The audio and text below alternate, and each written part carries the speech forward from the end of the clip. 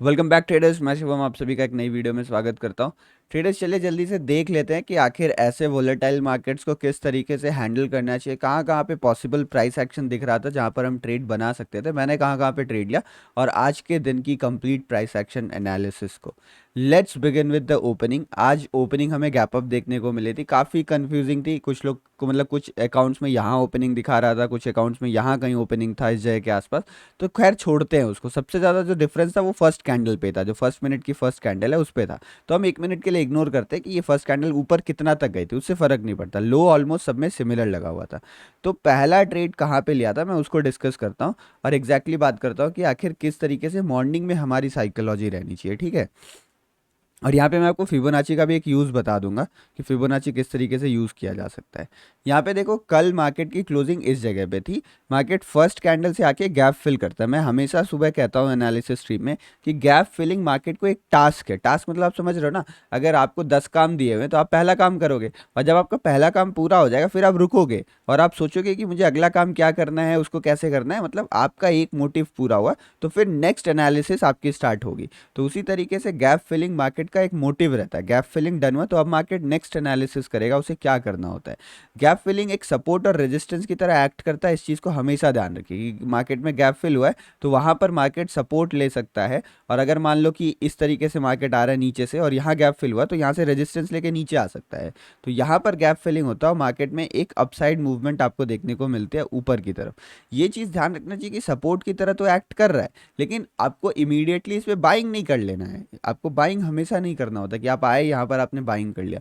कई बार ऐसी सिचुएशंस बनती है, गैप फिलिंग पर आके बायर्स को ट्रैप किया जाता है, ऐसी ट्रेंड लाइन ब्रेकआउट्स और मार्केट फिर नीचे की तरफ गिर जाता है। तो आपको प्रॉपर कंफर्मेशन के बाद एंट्री करनी चाहिए। और ऐसे सिचुएशन में कंफर्मेशन पता है क्या रहता है, मार्केट इस तरीके से आता है और इस तरीके से वी शेप में जाता है ना, तो इसमें कोई कंफर्मेशन नहीं है। जनरली इसको कहा जाता है कि नेवर ट्रेड फर्स्ट रिवर्सल।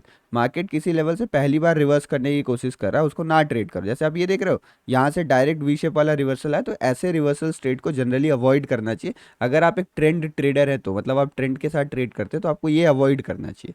और जनरली अगर यहाँ पर देखा जाए, मतलब माइन्यूट टाइम फ्रेम है ना ये 1 मिनट, फिर भी यहाँ पर ये चीज़ लागू हुई। आपने देखा फर्स्ट रिवर्सल ये वाली ग्रीन कैंडल थी, बट मार्केट यहाँ पर नहीं जाता है, एक बार जाके इनको ट्रैप करता है देन ही मूव करता है। तो रिवर्सल के लिए डब्ल्यू पैटर्न्स, एम पैटर्न्स काफ़ी अच्छे होते हैं। मतलब एक हायर हाइज हायर लोज का फॉर्मेशन हो तो भी मार्केट में रिवर्सल्स बढ़िया काम कर जाते हैं। तो यहाँ पे अगर मुझे बाइंग करना भी होता तो मैं इस तरीके से कहीं पर बाइंग का प्लान करता। लेकिन मार्केट को मैं क्या देख रहा था कि यहाँ पर आता है, गैप फिल करता है, ऊपर जाता है। देखो ऊपर जाने के नंबर ऑफ अटेम्प्ट्स काउंट करो। 1 अटेम्प्ट था ऊपर जाने का, एक बार इसने कोशिश करी ऊपर जाने की, नहीं जा पाया, नीचे गिरता है।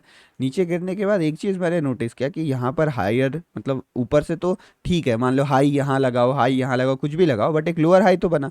यहाँ पे लोअर हाई भी बना और यहाँ पर लोअर लो भी बन गया। तो देख रहे हो किस तरीके से ट्रेंड डाउन हो रहा है, मार्केट का ट्रेंड चेंज हो रहा है। तो अगर आप यहाँ बॉटम से लेके टॉप तक भी फिब लगा देते ना, तो ये 0.5 का जोन आ रहा था।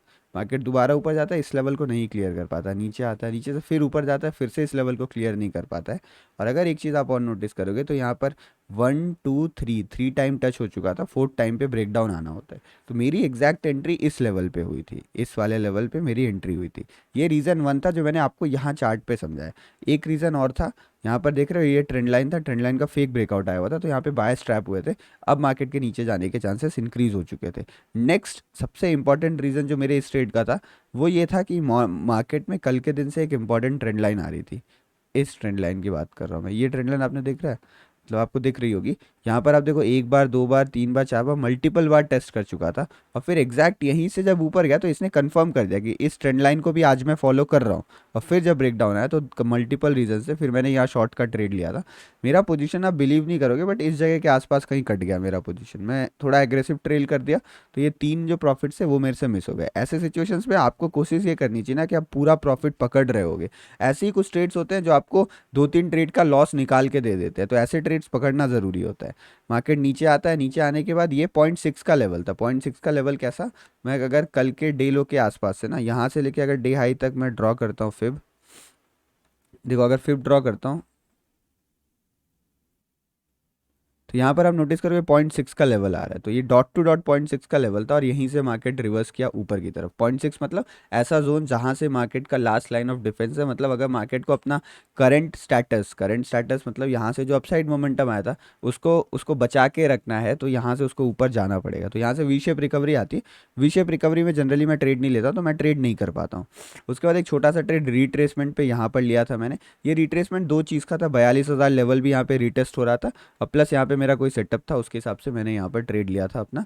स्कैल्पिंग सेटअप था, तो इसमें कोई खास लॉजिक नहीं था इस ट्रेड के पीछे, लेकिन इस वाले ट्रेड के पीछे अच्छा खासा मैंने लॉजिक यूज़ करा था। यहाँ पर देखोगे मार्केट आया इस जगह में, दोबारा इसी जगह के आसपास आया। मेरे दिमाग में एक ही बात चल रही थी कि मार्केट फिर 42,000 के ऊपर गया क्यों। 42,000 बहुत इंपॉर्टेंट लेवल था, तो उसे ब्रेकआउट फेक करना था, तो उसे 42,000 के ऊपर नहीं निकलना था। मौका था उसके पास। ये आप जो डाउनफॉल देख रहे हो ना, यहाँ पर अच्छा खासी ट्रैपिंग हुई, यहाँ से मौका था कि वो नीचे गिर जाए और यहाँ पे ट्रैपिंग होने के बाद पैटर्न भी बढ़िया बन रहा था। आप देखोगे आरएसआई में थोड़ा डाइवर्जेंस भी नज़र आ रहा था, तो यहाँ से गिरने के चांसेस थे, बट फिर भी मार्केट यहाँ से नीचे ना गिर के यहाँ पे होल्ड करने की कोशिश करता है और फिर यहाँ पे कंसोलिडेशन बॉक्स सेटअप बनता है, प्रॉफिट का डब्बा सेटअप। आप लोग को इसके बारे में मालूम ही होगा, परफेक्ट सेटअप बनता है। यहाँ जैसे ऊपर निकलता है, यहाँ पे बाइंग का एक पोजीशन बनाता हूँ मैं और फिर मार्केट स्लोली स्लोली करके ऊपर की तरफ जाता है। यहाँ कहीं के आसपास मेरी पोजीशन एग्जिट हो जाती है कुछ। अब देखो क्या कर रहा है, यहाँ पर मार्केट में एक लो लगा, मार्केट ऊपर गया, यहाँ पर एक लो लगा है, मार्केट इस तरीके से बिहेव कर रहा है। आप समझ रहे हो ना, इस तरीके से मार्केट का बिहेवियर आ रहा है, हाईज ऊपर शिफ्ट हो रहे हैं। मैंने मतलब कभी भी एनालिसिस वीडियो डालूं तो वो कहीं ना कहीं लोज एंड हाईज के ऊपर घूमेगा, ट्रेंड के ऊपर घूमेगा एंड स्विंग एनालिसिस के ऊपर घूमेगा। ये तीन चीज़ अगर आप करना सीख गए और समझना सीख गए तो बिलीव मी, मार्केट में कभी आपको ये कन्फ्यूज़न नहीं आएगा कि मुझे बाई करना है या सेल करना है। ये कन्फ्यूज़न आना आपको बंद हो जाए, फिर आपको बस सिग्नल ढूंढने होंगे कि मुझे एंट्री का कैसे लेनी है, वो ढूंढना होगा आपको। यहाँ पे मार्केट ऊपर जाता है, यहाँ पर देखोगे तो एक ऐसे राइजिंग वेज का पैटर्न बन रहा था, मतलब सेकेंड हाफ में जो मार्केट चला है ना वो पूरे एक चैनल पे चला है और इस चैनल का एंगल थोड़ा डराने वाला है। कल की एनालिसिस में मैं समझाऊंगा कि इसका क्या इम्पैक्ट पड़ सकता है, बट अभी इस चैनल पे मार्केट पूरा टाइम चल रहा था। 3:30 बजे के आसपास भी इसी चैनल के आसपास से यहीं कहीं से हमें बाउंस देखने मिला ऊपर की तरफ, बट ट्रेंड अप था। यहाँ से देखोगे सारे जो भी लोज लग रहे थे एक दूसरे के ऊपर लग रहे थे, हाइज भी एक दूसरे का ऊपर लग रहा था।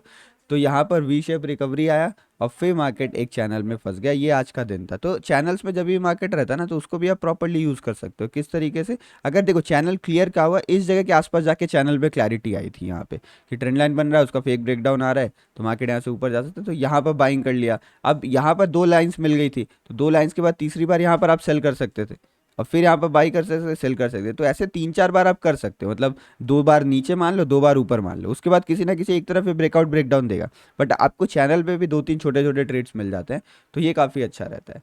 सिमिलरली अगर आप देखोगे निफ्टी का भी प्राइस एक्शन था, निफ्टी में भी मार्केट फॉल करता है, फॉल करने के बाद यहाँ पे होल्ड करता है थोड़ी देर, होल्ड करने के बाद फिर गिरता है और गिरने के बाद फिर एक चैनल पे पूरा दिन गुजार देता है। आपका दिन कैसा रहा नीचे कमेंट सेक्शन में ज़रूर शेयर करेगा। जो एनालिसिस हमने की थी मॉर्निंग में वो उतना काम नहीं आ पाई, क्यों? क्योंकि मार्केट काफ़ी ज़्यादा अलग ओपन हुआ, गैप ओपन होकर फ्लैट के आ गया, तो फ्लैट टेरिटरी की हमने एनालिसिस की ही नहीं थी। तो कल देखते हैं कल ओपनिंग कहाँ होगी, उस हिसाब से एनालिसिस हमारी रहेगी बढ़िया। चलो ठीक है, मिलते हैं नेक्स्ट वीडियो में। Thank you. नए हैं तो चैनल सब्सक्राइब कर दीजिएगा प्लीज़, और वीडियो पसंद आई होगी तो लाइक कर दीजिएगा। कोर्स में 15% का डिस्काउंट चल रहा है, डिस्क्रिप्शन में लिंक है, आप चाहो तो एनरोल कर सकते हो। धन्यवाद, मिलते हैं नेक्स्ट वीडियो में।